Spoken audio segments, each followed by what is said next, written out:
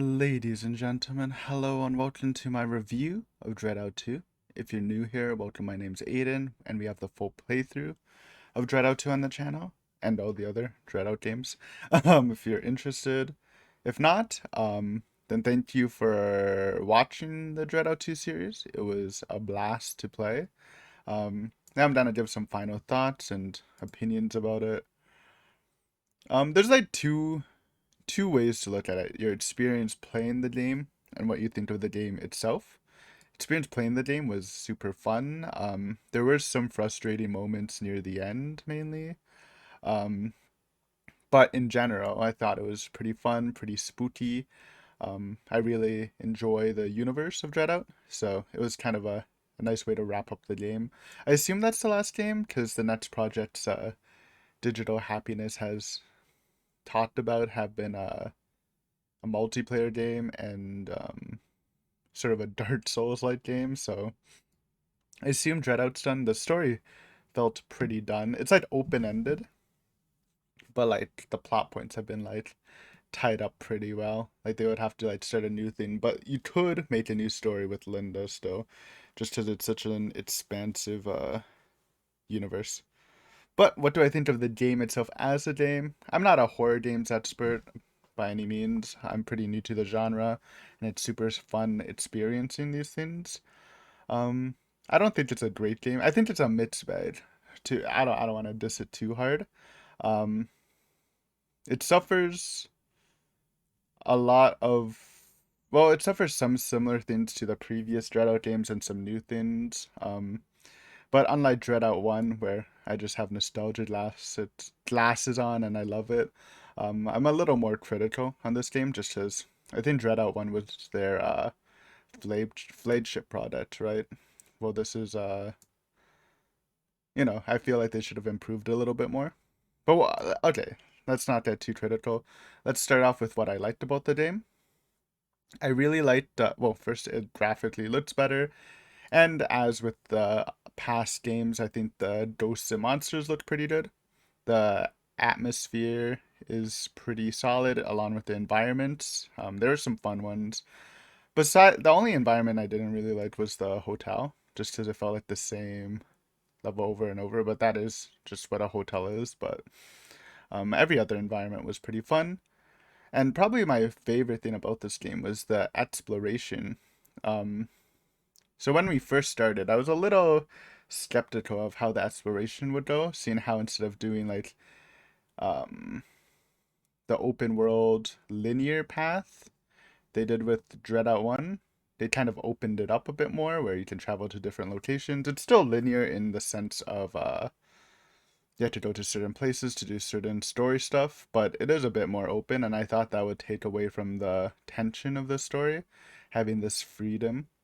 And I think you can argue it does, but I really enjoyed exploring. There were some good details put in to it with characters that give dialogue, changing their dialogue after completing an act. So there's a little it's a little rewarding exploring different locations again. Um, Obviously there's stuff to do with Mona's urban legend hunting, which was pretty fun. And I do like the nice break, even though it breaks the tension. I do think it's a nice break having like this super scary stuff. Then you can just chill a little in the city, explore a little bit, look for dialogue, look for hidden stuff, as like a nice break point. I thought that was fun. That's probably like I explored probably more than most people, at least Let's Players. I think I really enjoyed it. I probably over explored, and we'll talk about a bit more in the negative side about exploration because while I loved it, I thought they could have added so much more to make it fun. Combat wise, I think it looked visually very fun. Like it was pretty satisfying just axing some zombies for sure. Um, those are probably my my favorite aspects. Some negatives. Let's go back to the exploring since we were on the topic. I really wish they fleshed out the exploring a bit more. Um, they had nice details with the different dialogue, but in reality, there wasn't too much um to do to do while exploring. Like if you don't feel rewarded from the different dialogue, then it's kind of a waste besides urban legend hunting. Like I would have liked more random sightings of ghosts. Like they did a bit with the Kutilanak, with and the graveyard. There were some funny moments. Like there were some ghosts spread around, but I wish they did that a bit more. And I wish there was more side quests, like just more content for exploring. Because they had two side quests basically. The Pochon on a motorcycle and the Suicide Girl story. And those two side quests were actually some of my favorite content in the game. The Pochon on the motorcycle was hilarious. It was one of my favorite meme enemies in the Dreadout 1 game. So seeing uh, a similar entity return was really fun. And the Suicide Girl um side quest was like genuinely pretty spooky. So I thought like they were awesome additions, and I wish they just had more side quests that reward people for searching around, because I'm sure there are people who didn't explore and missed those two side quests, which I think are like some of the premium content in the game. And it's a shame because both of the side quests are on the same day, right? I wish they like spread them out a bit more, added a bit more, just reward people for exploring. Also, I feel like they could have just kept things in that, like adding items that give permanent stat boosts, because that was one of the incentives of exploring in the first Dreadout. You can find various items that gave you stat boosts, even though they didn't tell you what they did. But for some reason, they didn't have that in this game, um, which was kind of weird. I feel like it's a it's a good incentive to explore, and since this opening up the world like this, um, probably need like makes is like incentivizing people to explore. So you probably want like actual rewards for people to explore. So I just thought that was kind of weird. Um, Also, they removed one of my favorites, just mechanics in Dreadout 1, saving pictures. Because in my Dreadout 1 playthrough, I loved saving like one picture of each boss, make a little collage of some top moments, but there's no save option, which is also a very weird choice. I guess you don't use the camera as much in combat, but I still think it's like, I don't know why remove it. Also, I wish they and stuff like that on the phone too, like, they had a call option, a text option. I wish they actually utilized that. And they had like a perfect opportunity too with the urban legend with the phone number. I totally thought that after finding it, you can like call the number and they do like either a spooky gauge or just something spooky bonus enemy. But no, it's just useless. I don't know. It feels like wasted potential. I just wish they built up the exploration angle more. Even though it was my favorite aspect, I think it really could have carried the game if they added more content to it. Um, I don't think the game was as scary as Dreadout 1. And then maybe it's because of the how more open it is, but it's also the combat. Um, and we'll talk about the combat soon also.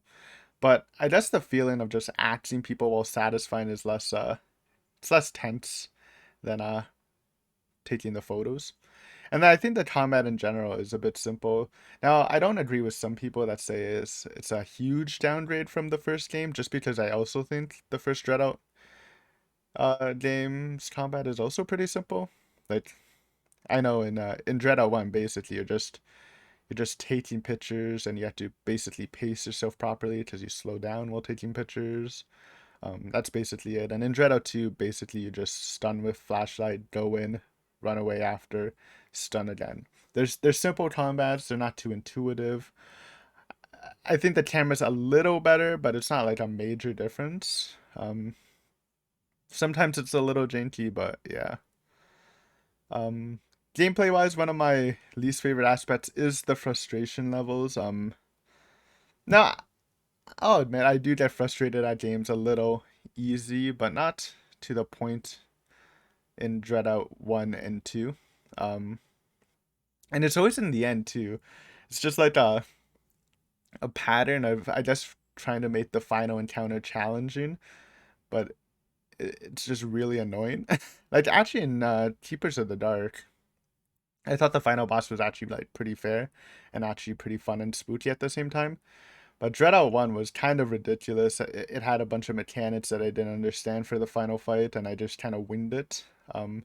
Though I still think it was a little better than Dreadout 2, which just had the worst boss arena I've ever experienced, filled with those stupid tentacles. I was losing my mind, dude. Also, in classic Dreadout fashion, I had a game-breaking bug at my first attempt at the boss where I just couldn't. I tried to turn the camera around, but I couldn't turn Linda, like turn her body around. So I was like moonwalking while like slashing it. It was pretty bad. It was very frustrating. Um, I thought I just wish they learned from because Keepers of the Dark. Again, while it did have that frustrating level with the village with the hide and seek game and the fat guy, um, their last boss was really fun and spooky. I wish they uh, did that with this boss too. So it's a little shame for that. Um, there were some spooky moments for sure. I wouldn't say with the boss, but with the nanny stuff was a little spooky. I wish they also just random stuff. I wish they also, you know, that green older guy. I thought that was a setup for something so long, because he said, "Oh, if anyone hurts you around here, I'll kill them for you. And remember, this promise lasts forever." And I'm like, okay, so he's gonna come back, but he just never comes back, which was kind of weird. Um, but I almost forgot to say one of the best aspects of the game, the introduction to Professor Mona. I love that character, man. I think I'll reach my meme side characters Hall of Fame. You know, we have in Higurashi the classic meme character Satoko. In Rants we got Ponky, and in the Dreadout universe I'll put Mona on top. Even though she didn't really do anything, we just memed about her so much. It was a really fun time playing around with her. Um, that was definitely a good aspect. I did like that.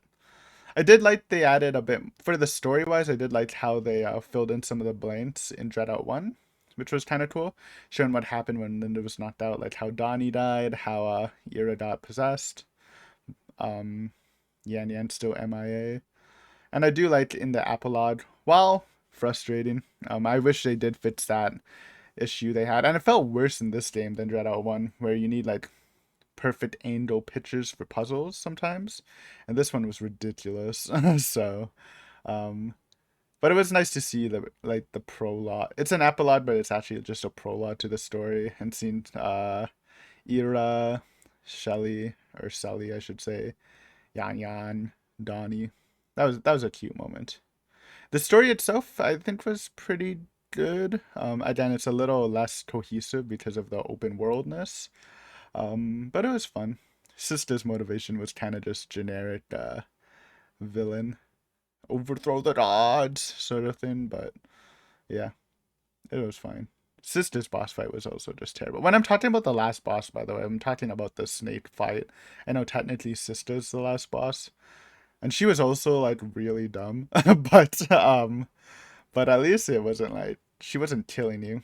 Also, just I know we're just adding stuff, but the gameplay wise, it felt like we had like a really big health pool at times, and sometimes it didn't. Like I felt like I like especially like you just taint so much. Like the game felt like pretty easy in general, and I guess they wanted to make like a super hard boss to offset that easiness, but it just came off as frustrating. But anyways, that's my critique. I think the game itself is a mid-spade. Um, there are some redeeming stuff again. Exploration, atmosphere, I think are the best parts of the game.